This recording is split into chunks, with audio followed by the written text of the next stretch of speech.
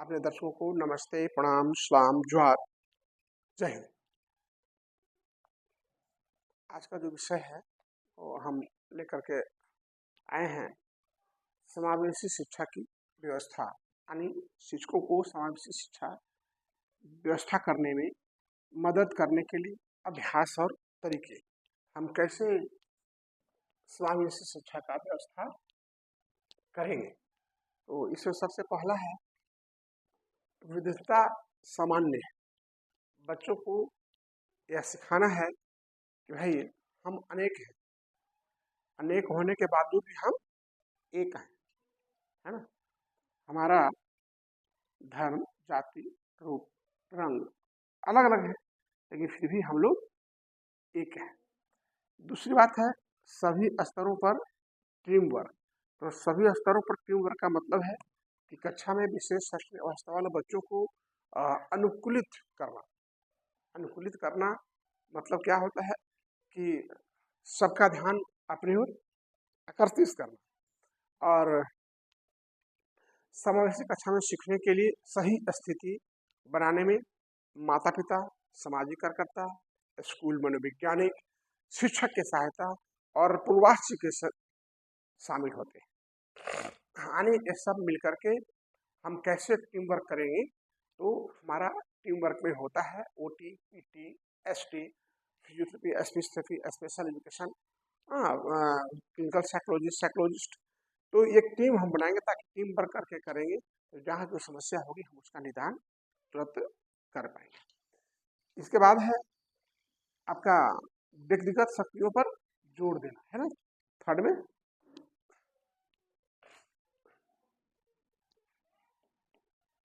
व्यक्तिगत शक्तियाँ, कुछ जो दिव्यांग बच्चे होते हैं तो उनमें कुछ कमियां होती हैं, तो उनकी कमियों पर ध्यान नहीं देना है। कुछ तो उसमें अच्छाई है, हम उस पर उसको कमियों को नज़रअंदाज कर देंगे और उसमें जो खूबियां हैं उसमें हम उसको वाहवाही करेंगे, उसमें हमको उसको शाबाशी देंगे और उसी को लेकर के हम बच्चों में नई नई चीज़ सीखने की जिज्ञासा होती है, उसको हम नया चीज़ सिखा पाएंगे। इसके बाद अभ्यास, प्रैक्टिस। प्रैक्टिस है ना, क्या प्रैक्टिस करेंगे? देखिए, आप प्रैक्टिस करने में मौखिक रूप से उसको पहले प्रोत्साहन करिए। हाँ, उसके बाद मान लिया हम क्लास में आते हैं और आपको डांट डपट करते हैं, तो ये ठीक नहीं है। आप क्लास में जाइए, हंसते जाइए, बच्चों के साथ खेलिए, उसके साथ बच्चा बनिए, उससे मौखिक बात करिए। इसके बाद गैर मौखिक, कुछ ऐसे बच्चे हैं जो आपके चेहरे के हाव भाव से भी समझते हैं, आप भी उन बच्चों को चेहरे के हाव भाव से समझिए। हाँ, जो हाव भाव है जैसे उसके माध्यम से आप उसकी भाषा को समझिए। इसके बाद भौतिक, फिजिकल रूप से, यानी एक भर्बल हो गया, एक हो गया भर्बल, दूसरा हो गया नॉन भर्बल, तीसरा हो गया फिजिकल, है ना। तो भर्बल, नॉन भर्बल, फिजिकल, इन तीन तरह से उनको हम अभ्यास करा सकते हैं। भर्बल सिखा सकते हैं, नॉन भर्बल बिना बोले गेस्चर एंड पोस्चर, हाव भाव से साइन लैंग्वेज भी सिखा सकते हैं, जैसे आपको डेफ एंड डम्ब बच्चों को। और भौतिक, यानी बहुत सारे बच्चे ऐसे हैं जिनको हम लिखने के लिए देंगे, कुछ चित्र बनाने देंगे, अगर उनमें कुछ कमियां होगा तो उनको हम उसमें सहयोग करेंगे ताकि वो लिखने के लायक बन सके। उसके बाद व्यवहार प्रबंधन योजना तैयार करना बहुत जरूरी है। व्यवहार प्रबंधन योजना तैयार करना ये बहुत जरूरी है। देखिए, ऐसे बच्चों में बहुत सारे अनडिजरेबल बिहेवियर होते हैं। जैसे देखिए, अनडिजरेबल बिहेवियर, बैठ गई है ऐसे ऐसे कर, क्या कर रही है, गलत बात। तो कुछ बच्चों में अनडिजरेबल बिहेवियर होता है, जैसे कुछ बच्चा उथल पुथल करना, गप सप करना, पिंच कर देना, चुटकी कर बच्चों में। हाँ, ये है, थोड़ा बहुत हल्का फुल्का झगड़ा फुगड़ा कर लेना। तो हम सबसे पहले उनको हम व्यवहार प्रबंधन, बिहेवियर मैनेजमेंट करें, ताकि वो सही व्यवहार से बैठ पाए, तब ना हम सिखा पाएंगे। जब आप सही मायने में नहीं बैठ पाएंगे तो आपका ध्यान हमारे ऊपर आकर्षित नहीं रहेगा, और जब ध्यान आकर्षित नहीं रहेगा तो आप कैसे कर पाएंगे, है ना। तो इसलिए जरूरी है कि बच्चों को बिहेवियर मॉडिफिकेशन करना, उसके व्यवहार को पहले स्थिर करना। इसके बाद विजुअलाइजेशन का उपयोग। विजुअलाइजेशन का मतलब क्या होता है, हम तो बताए हुए हैं। विजुअलाइजेशन का उपयोग करना, ये विजुअलाइजेशन जो है ना, जो गैर मौखिक बच्चे होते हैं, जो नॉन वर्बल बच्चे जो बोल नहीं सकते हैं, तो उनको आप ऐसे विशेषज्ञता वाले बच्चों को आप बेहतर ढंग से समझाने के लिए आप उसको चित्र की मदद दे सकते हैं, आलेख की मदद दे सकते हैं, उसको चित्र के द्वारा समझाइए, है ना, तो जल्द समझेगा। आगे है जीवन कौशल का अभ्यास करना का अभ्यास करना। अब जीवन कौशल क्या है, इसके बारे में जानिए। देखिए, जीवन कौशल जो है आपका, जो आपके जीवन में काम होने वाला है, जैसे आइडियल एक्टिविटी रोजमर्रा का कार्य, वो भी तो आ गया जीवन में। स्नान करना, कपड़ा धोना, कंघी करना, हाथ पर साफ करना, साबुन तेल लगाना। उसके बाद क्या है, फंक्शनल अर्थमेटिक्स। फंक्शनल अर्थमेटिक्स समझते हैं, जो हमारे जीवन में काम आने वाला है। हम साइन थीटा कोस थीटा कर लिया, फंक्शनल अर्थमेटिक आ ही नहीं रहा है। इतना मीटर कपड़ा है तो इतना मीटर कपड़ा का कितना पैसा होगा, 50 किलो चावल है तो 8 किलो चावल का कितना दाम होगा, ये मालूम नहीं। इसे फंक्शनल अर्थमेटिक्स, ये सारी चीजें जो जीवन कौशल, जो जीवन में काम आने वाला है, जीवन में जो जिंदगी जीने के लिए जो बहुत जरूरी है, उस कौशल को बच्चे को सिखाना।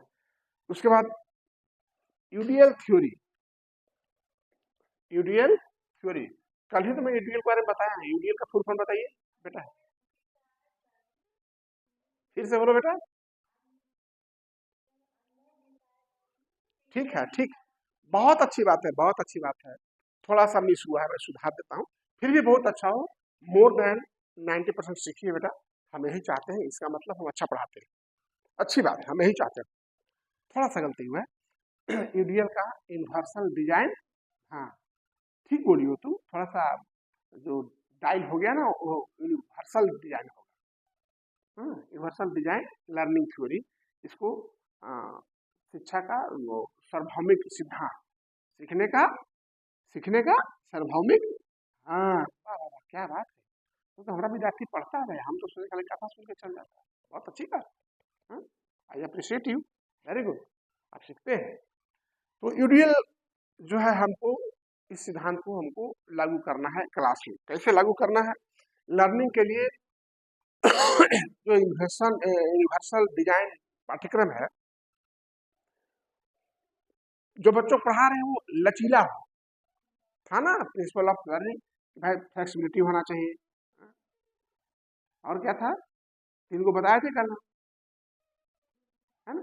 तो वो फ्लेक्सिबिलिटी होना चाहिए, उसके बाद एक्टिविटी होना चाहिए।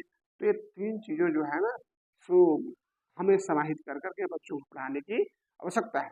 उदाहरण के लिए, मान लिया दृश्य के रूप में तो बच्चा को देख नहीं सकता है, तो दृश्य के रूप में उसको हम नहीं देखना, ऑडियो से समझाएंगे। जो सुन नहीं सकता है, देखकर समझाएंगे। बाहर में लिखा हुआ है ना, तुम देख लेना, हम सुन लेंगे, नहीं है, हम रखें क्या है, तुम देख लेना, हम सुन लेंगे। यानी हम देख नहीं सकते हैं तो तुम सुन लेना, हाँ तुम सुन लेना, हमको आंख है, हम देख लें। तुम अंधा हो, ब्लाइंड हो, तो भाई तुम सुन तो सकते हो ना, देखने का काम हम कर, हमारे पास आंख है, आपके पास काम है ना। तो इस सिद्धांत को लागू करना अति आवश्यक होगा। अब आगे जो है दूसरा, कक्षा में पढ़ाने के लिए UDL use, how how use UDL, कल मैंने भी बताया है। थोड़ा सा आज ही इस पर हम इस टॉपिक में है, तो थोड़ा सा हम चर्चा कर देते हैं। देखिए, सबसे पहले तो एक लक्ष्य को तैयार करना होगा, पाठ्य लक्ष्य, है ना, ये तैयार करना होगा। मैं भी आपको पढ़ा रहा हूँ, तो ऐसा थोड़े कि हम आगे कुछ न कुछ बता देना है। हम भी आपको 2 घंटा 1 घंटा पढ़ाने के लिए, हम भी आपके लिए कुछ तैयारी करके आए हैं आपको बताने के लिए। तो उसी तरह से आप एक लक्ष्य को चुनिएगा कि हमको क्या बताना है, किस चीज़ पे बताना है, और जो बता रहे हैं तो क्या उसके लेवल की है, कर्नल फंक्शन का अनुकूल है या नहीं है। और शिक्षक पाठ के दौरान ही पाठ के लक्ष्यों को संदर्भित करता है। हम जो बताए हैं उसमें आप कितना % सीखे हैं। जैसे कल मैंने बताया और आपने बताया, हमको थोड़ी सी गलती हुई, तो मुझे समझ में आया कि हमारा विद्यार्थी मोर देन 80% सीखा है। अच्छी बात है, एक बार में कुछ होता नहीं है। Spelling is the matter of sight, बार बार देखने से होगा। और असाइनमेंट निकाल, असाइनमेंट समझती हैं, राखी समझती है, बीए की है तो समझती है। असाइनमेंट जमा करती हो ना। असाइनमेंट क्या है कि एक पारंपरिक कक्षा में एक छात्र के लिए असाइनमेंट पूरा करने का केवल एक ही तरीका हो सकता है। ठीक है, जैसे कुछ निबंध लिखने दे दिए, गाय पर, कौवा के बारे में कहानी लिखो, है ना। तो जब उसको दे दिए हैं तो उसको देखना है कि इसके लेवल का है या नहीं। अब उसको दीजिए, वह धीरे धीरे करेगा। ये असाइनमेंट होना चाहिए बच्चों को, वो अपना दिमाग लगाएगा। लचीले कार्य, फ्लेक्सिबिलिटी था ना, नहीं फ्लेक्सिबिलिटी था, इक्विटी था, यूडीएल में फ्लेक्सिबिलिटी, यूटिलिटी, है ना, और एक था। तो ये जो है आपका, ये तीनों चीज को आपको उपयोग करना है। आगे देखिए, तो ये लचीला को ध्यान रखना है। जो भी हो थोड़ा सा ऐसा होना चाहिए कि बच्चे जो कार्य करना है वो शांत ढंग से कार्य कर सके और वह समूह में कार्य कर सके। और ऐसा हो स्वतंत्र कार्य करने के दौरान आप हेडफोन भी चुन सकते हैं ताकि वो ढंग से अपने मन के अनुकूल काम कर सके। उसके बाद नियमित प्रतिक्रिया, है ना। तो नियमित प्रतिक्रिया क्या है, यूडीएल के छात्र छात्राओं को प्रतिक्रिया मिलती है। क्या प्रतिक्रिया मिलती है, अक्सर हर दिन वे कैसे कर रहे हैं, मानी वह काम कर रहा है तो कैसे काम कर रहा है। और पाठ के अंत में हमें यह जानना होगा कि उसने कितना सीखा है। जैसे आज मैंने पूछा कल पढ़ाया, तो ये प्रक्रिया यह जारी रहना चाहिए कि हम जो ट्रेनिंग दे रहे हैं उसमें वो कितना सीखा है। उसके बाद डिजिटल ऑडियो वीडियो, आप तो समझ रहे हैं, डिजिटल ऑडियो वीडियो मतलब बच्चों को सीखने को बहुत बड़ा इफेक्ट करता है।